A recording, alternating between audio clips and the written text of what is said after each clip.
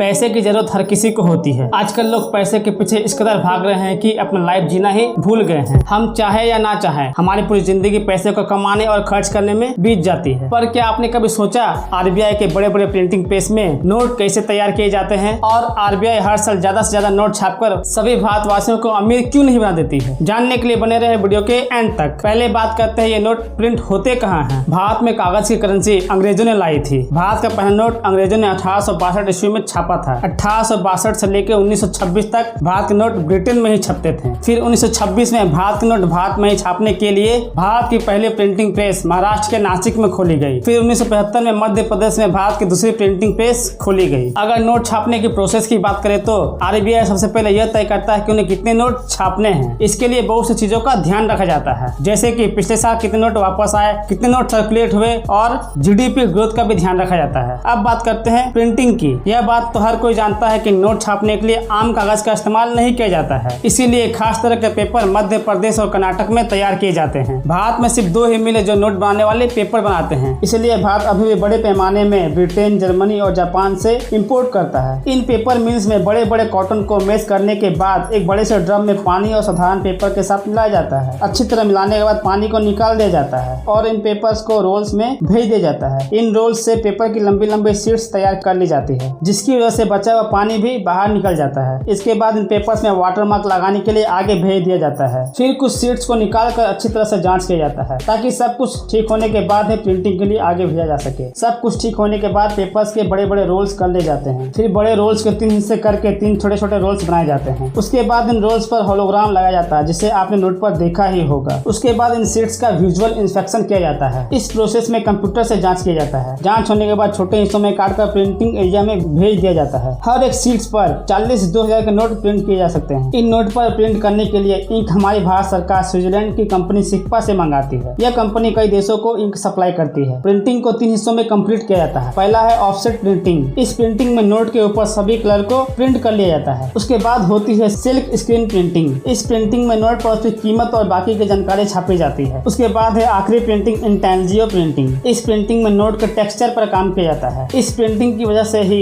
वे लोग भी नोट को आसानी से पहचान लेते हैं जिनकी आंखें नहीं होती है। सबसे आखिरी में सभी नोट्स को फिर से चेक किया जाता है। चेक करने के बाद इन्हें अलग अलग काट लिया जाता है। फिर इन्हें पैक करके आरबीआई के सभी डिस्ट्रीब्यूशन तक पहुंचाया जाता है। क्या आप जानते हैं हर नोट को बनाने का खर्च भी अलग अलग होता है? जैसे कि 10 और 50 रुपए के नोट बनाने में 1 रुपया 1 पैसा खर्च आता है और 20 रुपए के नोट को बनाने में 1 रुपए का खर्च आता है। अगर बड़े नोटों की बात करें तो 100 रुपए के नोट को बनाने में 1 रुपया 51 पैसा का खर्च आता है और 500 रुपए के नोट को बनाने में 2 रुपये 57 पैसा खर्च आता है। और सबसे अधिक खर्च 2000 रुपए के नोट को बनाने में होता है। 2000 के नोट को बनाने में 4 रुपया 18 पैसा खर्च होता है। हर किसी के मन में यह सवाल जरूर आती है, हमारी सरकार ढेर सारा पैसा छापकर सबको अमीर क्यों नहीं बना देती है? अगर भारत सरकार ढेर सारा पैसा छापेगी तो इंटरनेशनल मार्केट में रुपए की वैल्यू घट जाएगी। हाल ही में जिम्बाब्वे और वेनेजुएला में ऐसे हालात हो चुके हैं, क्योंकि वहाँ की सरकार के ज्यादा नोट छापने की वजह से इंटरनेशनल मार्केट में उनकी नोट की वैल्यू कम हो गई। वहाँ हालात इतनी बुरी हो गई थी कि लोग 2-3 लाख रुपए ले जाते हैं, बदले में सिर्फ चाय और बिस्कुट पाते हैं। रुपए की कीमत डॉलर पर बहुत निर्भर करती है, क्योंकि भारत का ज्यादातर बिजनेस अमेरिका के साथ ही होता है। भारत में जिम्बाब्वे और वेनेजुएला जैसे हालात ना हो, इसी वजह से भारत सरकार ढेर सारा पैसा नहीं छापती है। आपको यह सभी इन्फॉर्मेशन कैसे लगे कमेंट करके जरूर बताएं। ऐसे ही अमेजिंग वीडियोस को देखने के लिए चैनल को सब्सक्राइब एंड वीडियो को